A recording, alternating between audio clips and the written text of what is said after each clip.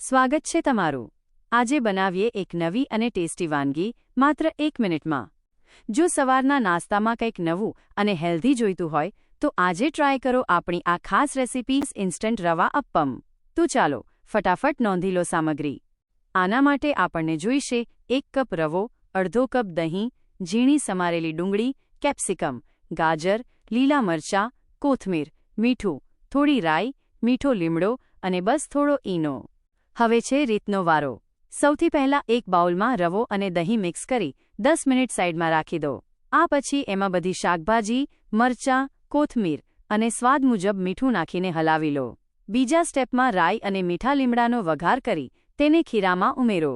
છેલ્લે ચપટી ઈનો નાખો.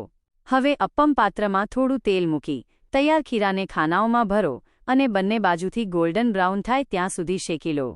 તૈયાર છે આપણા ટેસ્ટી અને હેલ્ધી ઇન્સ્ટન્ટ રવા અપ્પમ. જો રેસિપી ગમી હોય તો લાઇક અને સબસ્ક્રાઇબ જરૂર કરજો. ફરી મળીશું આવી જ એક નવી રેસિપી સાથે.